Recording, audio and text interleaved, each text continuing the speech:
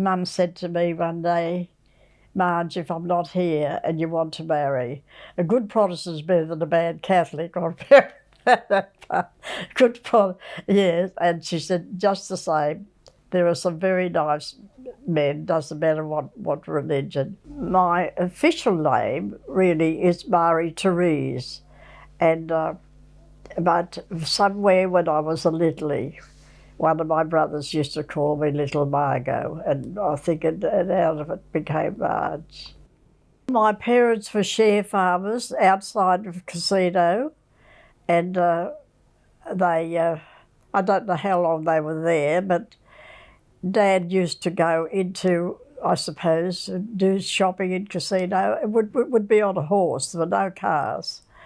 And so when he came home this particular day, Mum was milking, and he walked over to the bales and he said, I've just bought a hotel. She threw a bucket of milk at him, and Mum said he roared laughing. He just stood there, and he was all dressed up in a suit. She said, Edward, I can't lead that sort of life. I don't know anything about it. And by then they'd have had about 5 children. Anyhow, so they went in, and 17 years later, they were still there. They had the best business in town, and of course with 11 kids you need it. He was quite a comedian, Dad, and he was, as a matter of fact, he was the business, but she was the one that did all the bookwork, all the finance and everything, and managed Dad as well, because he needed managing. He wasn't easy. I didn't think he was, but that's kids. Mum had a fernery just out the back of the hotel, and this fellow had been drinking in the bar. There's always a couple of characters, you know, in country towns, there's always. And he walked out, and Mum used to put the hose, and she'd put it on spray, so that for the ferns. And he walked out and he said to Dad, it's raining, Ted. And Dad said, it is. And he said, I'll get you an umbrella. And Mum said, Edward, that's your best umbrella. What are you doing? He said, it's worth it for the laugh. And anyhow, the fellow with the umbrella straight up the road, I believe he lived a long way up. And his wife said, what's with the umbrella? A beautiful sunny day. And he said, Ted Carney said it was raining. And we laughed about that. Yes, he was a funny man, Dad. But then as he got older, he wasn't, I'd say. In those days, they worked hard, they played hard. We kids had our own table over in the corner, and the waitress would stand there, roast meat, corned beef, pickled pork. I'd say, oh, I don't want any of that. And now I think I'd kill for it, We were actually very spoiled. I didn't do without it all as a child, because on account of Mum and Dad being in the hotel business. I said, Mum, what happened during the Depression? And she said, the hotels were the last to suffer. And I think beer was 3pence or 6pence. And she said, but I always had a big pot of soup on the stove. And they were all wood stoves, there was no electricity in the kitchen. And so she said they'd drink in the bar, but I always made sure that there was some bread and soup for them when they came out. Dad and Ted, one of my eldest brothers, they were responsible for getting the Greyhound Racing on the far north coast. So when the racing was on, everybody went, plus children. Come on, kids were going to the dogs. Don't want to go to the dogs, Mum. Well, you'll be here on your own at the hotel. You have to come. And Dad there'd be a queue. And hello, Ted, you got all the family with you. And my sister Kat was standing there with a sausage, hot dog, and she's standing there. And Kath was always vague, you know, quite vague. And she's standing there, and an old greyhound just came along and very nicely took it off her and wandered off. The Mary's School in Casino with the Sisters of No Mercy, I always say. They were tough and they were intimidating. I mean, if they'd never smile at you or, you know, good morning, sister, naughty Marge, you know. That's how they were every year. The Vaudeville show used to come to town, the tent shows, and they used to stay at the hotel. And I said to Mum one time, I'd be about 12, Mum, dear, I'd love to go away with them. Cares and joys, life without a mate is like an empty plate. And she said, Marge, would you live in all that sawdust and all that carry-on? And I said, yeah, I would. And she said, but you have to go to school. I said, they have schooling there. There was one show, the George Sawley show, and I believe Mr. Sawley used to coach the kids at school.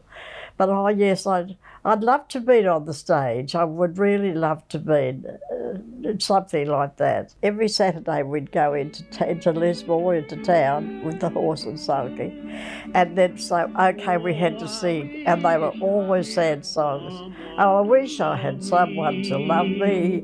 Someone to call me. You know, they were all dreary songs, and the letter edged in black. And it's, come on now, come on, littlies. Yes, and then we'd sit up on the seat, on the floor of the sulky. Oh dear, oh dear, oh dear. It was a lovely life. Yes, I moved to Murwillumbah in 1937 and lived at the Australian Hotel. Mum and Dad bought a lease of that. And during the war, 41 to 45, I think, and the whole of the 32nd Division, America, were camped outside Brisbane. Consequently, they used to come down to Murwillumbah, the nearest towns. They'd go over to Lismore. A girlfriend of mine who was running a hotel in Lismore rang me one day. She said, Marge, what are you doing on the weekends? Nothing much.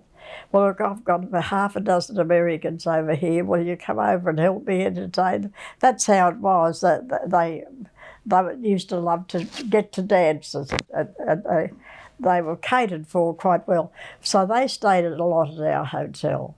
As a matter of fact, I had a proposal of marriage. Will I ever forget it? And he said to Kath, I'm going to ask Marge to marry me. And Kath said, my sister, well, you can forget all about that, John. You can just get that idea out of your mind. He said, but do you speak for Marge? She said, this time I do. She's not going to America. I could. It was funny, yeah. She's not going. Neither I would have gone, yeah. I remember I was 19 when I got the first smack over my ears. It was 4 o'clock in the morning. And of course I didn't have a watch. And we were all just sort of sitting around at Coolangatta. And of course, we had no idea. Who cares about time when you're young?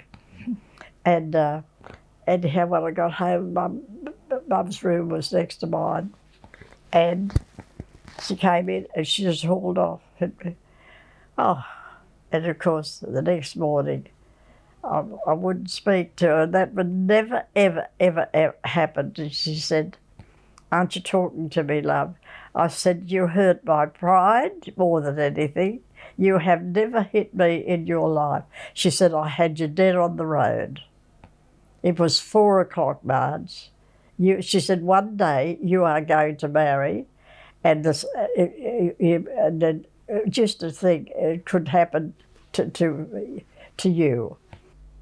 I was a flirt. I was always flirting around. In country towns, she was sort of, you just didn't see any strangers. You just had to rely on local people. But the wartime was lovely. That was pleasant. Pleasant with all the company. Yeah. Officers were camped down in Fingal. They used to call it Camp Fingal, the Americans, the officers who'd come down from the islands with malaria. And then they'd come up to the hotel of a night time, and with their beautiful suits, you know, that you see, and with their buttons and everything. Oh dear, they used to look lovely. And they were lovely men. You know, this business of the oversexed and over here, that was a lot of rot. They were very, very nice people. Any of the Americans we had staying at the hotel. Yeah. I loved their music. They would come down with a 16-piece band in the little old School of Arts in Murwillumbah. It was a beautiful sound. They would play on the lawn of the Coolangatta Hotel. I just loved beautiful music. And Mum would hire a taxi, and there's one in Murwillumbah, it used to seat 9 people. She'd say, okay, put your name down because I'm hiring a taxi to go down to listen to the American. And that was a lovely time. Consequently, I was so busy enjoying myself, I didn't know anything about what was happening about the war. And now on SBS, there's a lot of information about the Nazis and the camps and things. And I just glued to it. Is that what happened? This is the way I feel. Yes, it was terrible. And I can remember when the big powerhouse, the signal blew, the day war was ended. And I was getting ready to go to work. And I just grabbed my uniform and raced downstairs, and they had trucks going all around. You could get on anything just to celebrate, you know, the war was over. And I had a nice romance going in Murwillumbah before the war. I think he was 20 and I was about 19. And we were very fond of each other. But when he came home, he'd lost all his hair. He just didn't look the same. And when I think fickle old me, instead of thinking what a lovely man he was, I was more worried about his looks. And anyhow, I just said I didn't want to continue. And I can remember, and Kath, my sister, used to say, God, how could you do that, Marge? I said, well, I couldn't marry him just for the hell of it. And he cried. He was up there and he cried. And I felt terrible about that, but just the same, that's life, isn't it? I did my apprenticeship for hairdressing in Murwillumbah, and then I finished up managing one on a salon on my own. And it was, and then I married, and a local boy. Kath said, my sister Kath said, I think you married him, but married me because he looked like Clark Gable. He did a bit too. I think I've stirred the pot a bit when I came into the family. Mead's mother, one of her friends, said to her, she comes from a hotel, you know. She's breaking the news to Nana that Mead was going out with this girl and people had a hotel, like as though I was some wanted female, I suppose. Yes, that was quite funny. And I think it's far too lenient now before marriage, and yet I think perhaps a lot with I don't know how to put it. It's a difficult question because sometimes people are going out together and they have sex. It's a personal thing, I think, that seems to be. And try before you buy sort of business, but it was unheard of in my day. I remember when I was signing out in the sacristy, and I had to sign, and I hated losing my name, but they don't today, you know. I didn't have any objection. I thought it was rather romantic, really, changing over to your husband's name. And that's what you did. Once you got married, you didn't go back to work. You didn't have any money, but the housewife was well and truly to the fore, well and truly. But now couples work, don't they? My first child, I fell pregnant on my honeymoon. I couldn't believe it. And when I came home, everybody said, hello. How are you? I said, I'm pregnant. That's how I am. Oh, God, I couldn't believe it. Well, she was born a Down syndrome, which was a big blow. And because Mum had gone, she'd passed away, so it was pretty hopeless, really. And so that part of life was pretty sad. It was a lot of work, and my husband was no help. I left Murwillumbah when I was 32, and we all went to Sydney, the girls and I. And there's 5 years between Julie and Kate, but they've been great. No troubles at all. No troubles. Oh, just lovely girls.